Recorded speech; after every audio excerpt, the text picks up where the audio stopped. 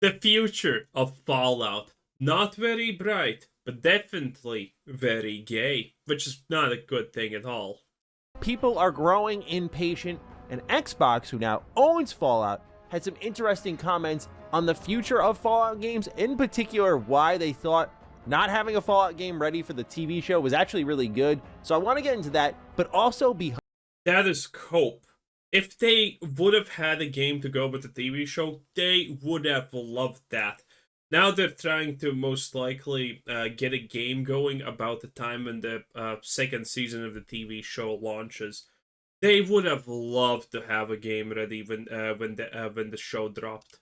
all of that, we have leaks for Fallout Season 2 in the terms of one set location, and that set may be very exciting if you're a New Vegas fan, and of course, The Strip.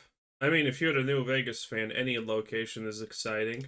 we're going to wrap things up talking a little bit about Fallout 76 and what's on the horizon for that. But yeah, just a general future look at what's going on with Fallout with some recent new information to get into. So if you're new here, ladies and gentlemen, and you're into Fallout, consider subscribing. Let's begin with this article from IGN titled Xbox boss Phil Spencer explains why not having a new Fallout game ready for the Fallout TV show actually worked out for the best. Look at me, Phil. Get close. Get close. Let's zoom in.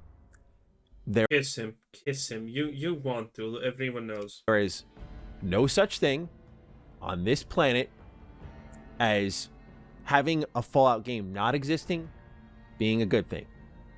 Put an asterisk there because I just remembered Fallout 76 at launch. That was kind of bad.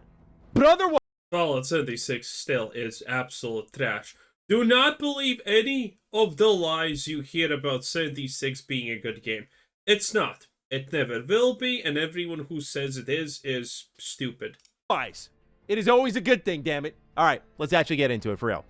As reported by Inverse, Microsoft gaming chief Phil Spencer touched on this issue while speaking at New York's annual Pali International Summit. While Spencer acknowledged the lack of a new Fallout game, he did insist everyone involved ended up benefiting from it. Quote, "We didn't have I honestly, I can't wait until the Fallout 76 defenders are gonna come here.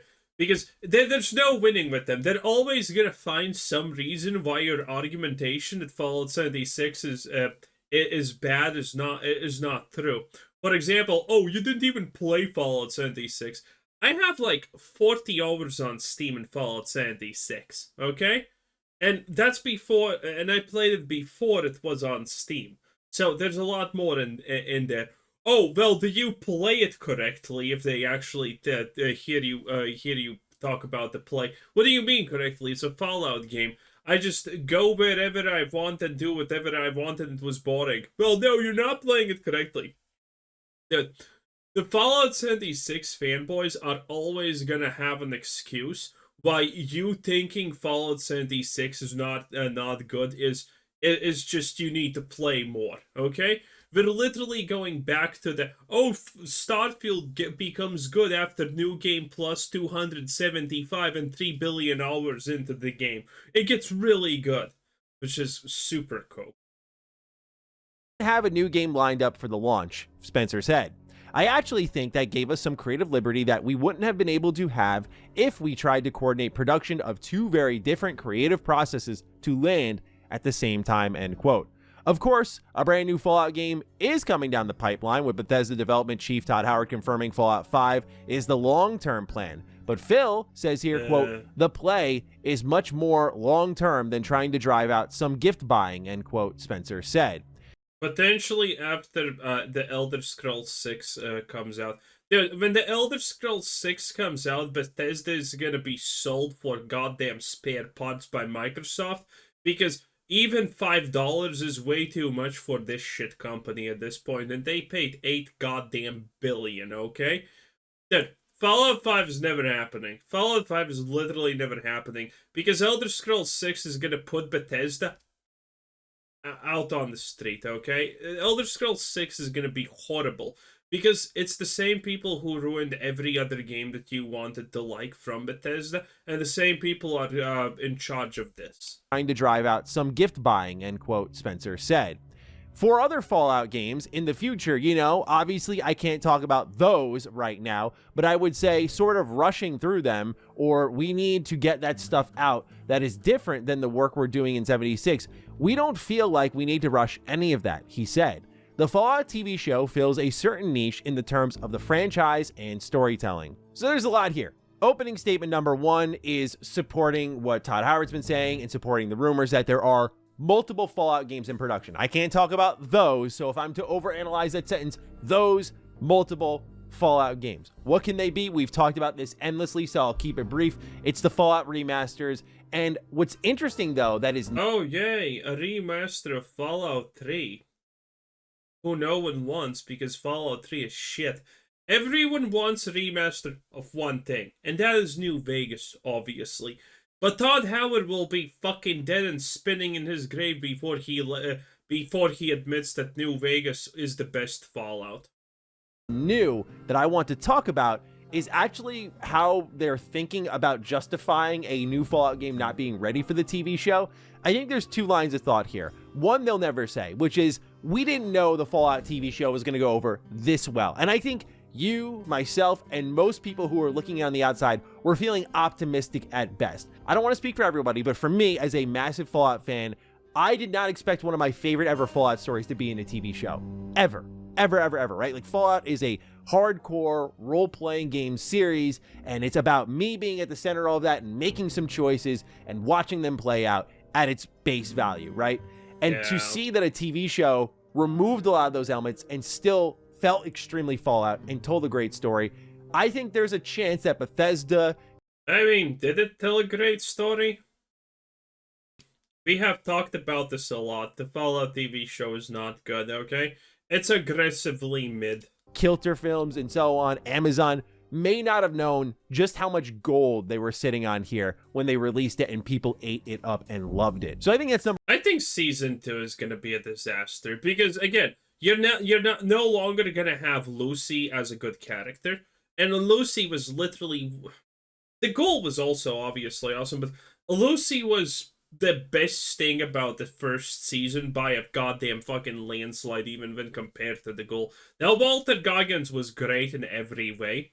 And when you figured out that Lucy's actually fucking British, that, you know, you don't even, you know, that's a huge minus. But, you know, all in all, season 2, Lucy's character is gonna go down fucking hill really fast. The Ghoul's character also. And, well, Maximus's character's already trash and completely boring and shit. So that's probably just gonna become worse. So season 2 is gonna be so horrible. Season 2 of the Fallout TV show is gonna be one of the worst things we have ever seen in cinema, most likely. Number one, I think that's the quiet part they'll never... And keep in mind, tourists don't come back for season 2. And, again, the Fallout TV show, it was loved by shills, idiots, retards, and tourists. That's it. That's it. Ever say out loud is like, we didn't know, because obviously there's the other situation that we haven't considered yet, which is this show goes up in flames, it's awful, and people are mad that more Fallout is being made by Bethesda, and the game in turn flops, right? There is... Yeah, this is my opinion. Hey, if a new Fallout game is being made, I'm excited. As long as Bethesda doesn't make it. I don't care which hobo in Los Angeles is making it. I don't care how much they're tweaking on fentanyl. I don't care if they're in prison or what. Okay, as long as it's not Bethesda making Fallout, I'm excited. The moment it's Bethesda making Fallout, I'm not excited. There's such a thing as like going all in on the wrong things. And so I can understand, even if I don't like it because I want a new Fallout game, making a measured business decision on that front. However, what doesn't really make sense to me here is how they're kind of wording it like, oh, we have two very different creative processes landing at the same time, and we're trying to coordinate production for that. This is where, I'm just saying, Phil, if anyone's listening at Team Xbox, Team Bethesda, this is where spin-offs and other teams are great. You could let Bethesda Game Studios help oversee the Fallout TV show. Clearly, it was for the better, because you can see the fan services packed in there alongside an excellent story and phenomenal acting, and the list goes on. If you think that fan service is important, yeah, sure, fan service is slightly important. A nudge here or there is good. But if you think a series is good just because it has the amount of say, fan service Fallout 4, the Fallout TV show has, you're literally a brainless creature. You don't deserve human rights, you absolute idiot. You just don't. On. However, at the end of the day, you could have had another team coordinating production of a game while this was going on, and it didn't have to be a mainline game, as many Fallout fans have requested, which I also think could be in the category of those Fallout games, is probably a spin-off from another developer. I just feel like it's too soon for Fallout 5. We know Elder Scrolls 6 is up next from Bethesda Game Studios. No way Xbox or Bethesda Game Studios wants to go away for that. And then that makes remasters the easy target. I imagine there's multiple remasters in development. Todd already confirmed in my interview with me, it's not going to be Fallout 1 or Fallout 2, so you narrow it down further, and you're kind of left with only a short few amount of options. So we'll see. By the way, do you think even Fallout works as a game if they remake it? Because keep in mind, a remake of a game in the modern sense doesn't mean that you're just, making the graphics better or doing anything like that. It means that you are getting rid of doesn't require air quotes, but this part does, problematic stuff. Yeah. So, there's so much things that could be considered problematic in Fallout New Vegas or any other game. It's insane. And they're going to probably get rid of all of that. What happens there, but I thought that Phil's comments nonetheless were interesting, that they actually think it was for the better. And when you do look at Fallout 76, as we'll talk about later in this video, there was a benefit there. But again, I don't think anyone could have galaxy brained this out and been like, dude, this is so fun, said literally fucking no one. Okay, here's what's gonna happen. We're gonna release this show. Like, how do you make a Fallout game in the Fallout engine with everything Fallout, and you somehow make the shooting worse than in any other Fallout game, even though 76 is supposed to be the good shooting game? Because not a single Fallout game has good shooting. How does this happen? It's going to be the #1 TV show in the United States. It's going to be an Emmy Award-winning show. And then people are going to pour into Fallout 76 because Fallout 4's next-gen update is going to be so broken that people aren't going to want to play it. And so they're going to jump over into 76. And that game's going to have a resurgence because it's kind of been decent for a decent amount of time now. And so, yeah, that... No, it has not. It's shit. And the proof that Fallout 76 has been shit forever is its graph. Okay, well, let's go. Fallout 76 Steam DB. Let's see. Price history Steam DB in-game players. A whopping 6K currently playing. Okay, let me show you the fucking undisputable proof why Fallout 76 is absolute trash and everyone hates it. Okay, see, this is the graph. Okay? This is what we have here. This is the graph. This is a major thing happens, and then it just falls into obscurity again. It never gets a higher peak player count than this. And this is the fanboys. It literally constantly is at 10K. Since its release, since the big Fallout TV show thing, it never goes up. And you know why it never goes up? You know why this graph, no matter the updates, no matter the expansions, no matter the literal what fucking ever that they release? Do you know why this graph doesn't ever move? Because it's shit. Because the game is shit. Unless you're a hardcore super fan, the game is shit. If a game exists this long and all of its updates are actually good, fun, and whatnot, the amount of average players is gonna grow. But no, as you can see, it's just dropping off, and it's never reaching past 10K. Because it's shit. Because it's literal garbage. No one plays it, no one recommends it, everyone who plays it feels bad about their lives, and that's it. That was the big plan, right? Like, it just, sometimes great things just happen, right? Because, rightfully they're getting rewarded for making something really good there. So that's my assessment of the situation there. However, I want to talk about Fallout Season 2 while we're sitting here talking Fallout, right? Like, you know me. Once the door is cracked open, I'm kicking that shit down. So Inverse is talking about what's going on with Fallout Season 2, and they actually revealed one key detail about the storytelling method for it that I'm very excited about. They say, in a show, you can flash back, you can explore what the world was beforehand, Nolan says. It's one of the things I love most about Season 1, and we'll be doing more of that in Season 2. Obviously, this is in reference to the Ghoul, who is, I think, potentially the best character in the Fallout TV show. I mean, just what an amazing... That's because you're an idiot who doesn't understand Lucy's story arc. Anyone who doesn't understand Lucy's story arc, true. Do you think the Ghoul is the best? But the moment you understand Lucy's story arc, you know that she's way better. And again, I'm not going to talk about that because we have already talked about that, I mean, like, literally 10 times. So, just to look up my Fallout TV show reviews at the start, because I talk about the good, the bad, and then a little bit more in depth about things. So, yeah, I explain Lucy's full thing. Performance by Walton Goggins, but also like just a amazing original character for this TV show that manages to go back to the pre-war and be this amazing conduit for that storytelling, but also has such a huge impact on the current storyline. By saying there's more flashbacks, this likely indicates that we're going to get more answers on Vault Tech. This means we're going to get more answers on the Ghoul. I mean, it's... Yay! Answers that are not going to be satisfactory. For example, I'm gonna, well, you already probably know, but, so, yeah, the reason why Vault-Tec destroyed modern-day civilization is because they are capitalists, and they are gonna make more money somehow if the world is dead and no one buys your shit because the world is dead. Because capitalism is evil. Yes, literally, that's the fucking point, okay? Vault-Tec blows up the world, and yes, it's Vault-Tec. If you read anything or heard anything about anything else, you're fucking wrong, because the Fallout TV show just obliterates any old lore. It just does. It doesn't care about old lore or anything.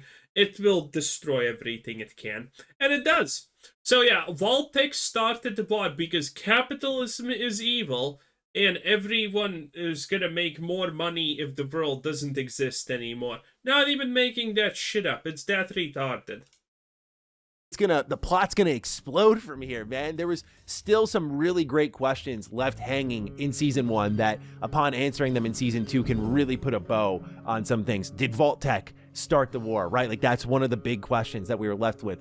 You know, what's going on with... The answer is yes. The answer is literally yes. They already gave us an answer. The answer is yes. A certain overseer, right? Like, what's happening with it? What was the backstory there? Even further back, you know, there's so much that we can pull at here. So I'm very, very excited that they are leaning into more flashbacks, because as always, one of my biggest pieces of feedback for the Fallout franchise and its future is use the pre-war more. I've heard people pitch ideas of like pre-war games, and I'm like, no, I think the Memory Den was a missed opportunity in Fallout 4 to go in there and re-experience parts of your life through... The Memory Den was gay. That Memory Den in the pre-war era, like, it blows my mind that there was never even DLC for that game. But nonetheless, I think that more pre-war exploration, I mean, that was like the best part of the show in a lot of ways, was just learning more about Vault-Tec, about the Ghoul, and in turn, the original Vault Boy. Like just such a cool bit of storytelling there. So very excited about that. But what I'm also excited about is Novak. Novak looks to be in Fallout Season 2. This was posted by Fallout Films. They say possible, very likely Fallout Season 2 filming location. Quote, I was driving by Baker on my way to Vegas and saw this in an abandoned motel in the town. I'm very, very certain this is some Fallout Season 2 filming, especially with the very clearly Novak sign from the DMs. And you'll see here in some of these images, like that sign right there off the bat, very clearly Novak inspired. I think you can make out some of the text there, but you'll even see like they are setting up completely everything. Novak without the dinosaur is not Novak. But yeah, look at the cars here. And then I think the dead giveaway are the rusted out vehicles here that no doubt this is for Fallout in some way, shape, or form. We'll see what exactly this location ends up being, but I think it's very clear this is Fallout. And then you can see another shot here of them like getting the cameras right and everything like that. So they are building the set for Fallout Season 2. It looks like Novak will be involved, and Man, get me there, Bethesda. Man, I want to see Novak in person. I am so envious of all the actors and actresses who get to experience. Oh, I know what's gonna happen. So, well, no, not Bud's, but Lucy's dad has the Poet armor, which has obviously inbuilt, you know, jetpacks, and he knows how to operate it, obviously, because reasons. He's gonna be able to get past Quarry Junction and the Cazadors without any problem. But Lucy and the Ghoul are gonna have to go around through the original game's route effectively. So that's probably happening, or at least because otherwise, why would you ever end up at Novak? That's the thing. You wouldn't. That in person and just like live and breathe on that set. Like the fact that it was like so practical too, like the power armor was real, like that stuff goes such a long way. I would love to see that stuff. Yeah, but it sometimes looks shit. Like, for example, in this picture, like the whatever they did here with the crotch and legs just doesn't work in person. But man, I am so excited just to see what other locations from New Vegas they're going to explore. And obviously my head goes to like, I thought the soundtrack selection in the show as a fan was so good. And then the idea of like, oh my God, they have the whole New Vegas radio to pick from. Like the choices are going to be immaculate. I cannot wait for Fallout Season 2. And I think because they're already starting filming and production so quickly after Season 1 that I imagine we get a trailer maybe even next year, like for the Fallout Day stream. That feels like a good time to drop it with like... Isn't the series supposed to drop next year? Like default? I thought I heard that. An announcement that the new Well, anyway, Maddie, shut up. I'm getting bored and my thing from the operation is acting up, so fuck off. Anyway, 10 out of 10. This was Mr. Maddie Plays. Bye-bye.